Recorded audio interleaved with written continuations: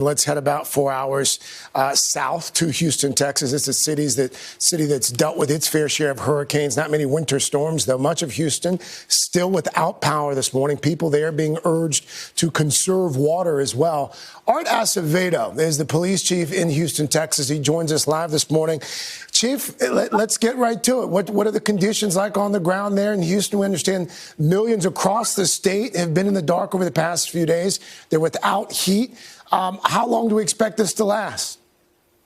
Well, unfortunately, we expect it. I can just say we expect it to last for at least 2 or 3 more days at the rate this is going. We have over 600,000 Houstonians still without power. And as I speak, we've got rain falling here and the temperature at 32 degrees. So that's going to end up causing some more problems for people trying to drive. But fortunately, we've got our GRB open with about 800 folks there as a warming center. Lakewood Church has opened as a warming center. Mattress Mac, who's one of our icons in the community, has opened his business for our community. And so it's all hands on deck, but we still have a ways to go in dealing with this crisis. And we just heard Morgan, our reporter, talking about those heartbreaking reports of people dying in Houston, some likely from sub-freezing temperatures, others from carbon monoxide, poisoning, trying to keep warm. What is the latest on the death toll? You just talked about the different lifelines that are out there for those people who need help. I often wonder sometimes when we do those stories,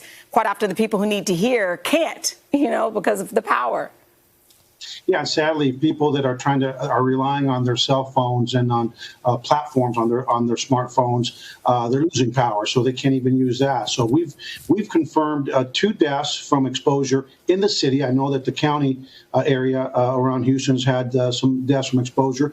We also sadly had a woman and her daughter die yesterday from carbon monoxide poisoning, and another child in that home that's in critical condition. And so people are desperate to keep warm, and when they start using items that aren't really designed for warmth, they put themselves and their families in danger. So it's a pretty tragic few days here in Houston and across Texas.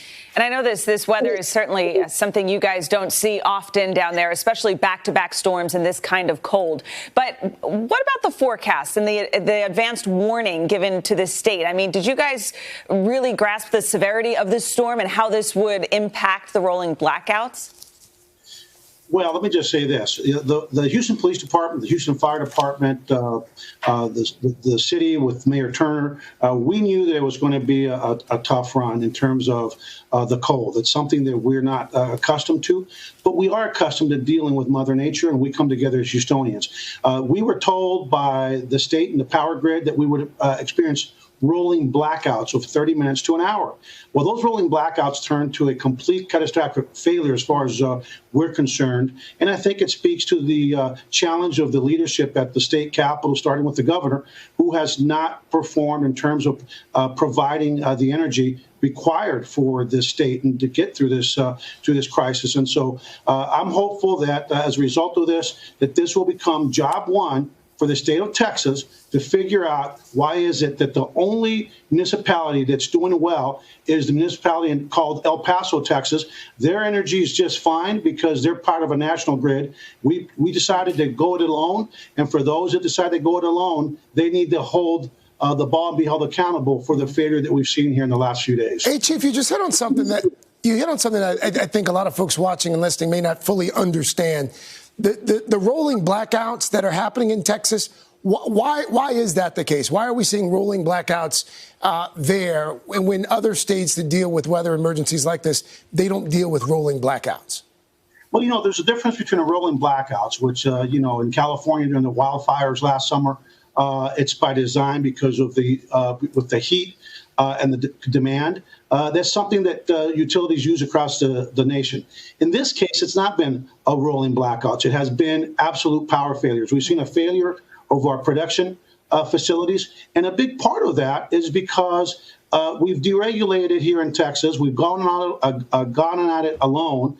And quite honestly, when people worry more about profits, they're not going to winterize their plants. They're not going to winterize. They're not going to spend the money because this is unusual. But in government, I think the people of Texas want us to prepare for the worst case scenarios instead of cutting corners. I think we've cut corners. We've tried to worry more about profit. Now Texans are suffering for it, and we've got to look at how we do things differently moving forward. Well, Art Acevedo, our thoughts and our prayers are with you and the people there of Texas.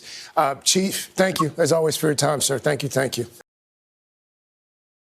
Hey, thanks for watching our YouTube channel. Find your favorite recipes, celebrity interviews, uplifting stories, shop our favorite deals, and so much more with the Today app. Download it now.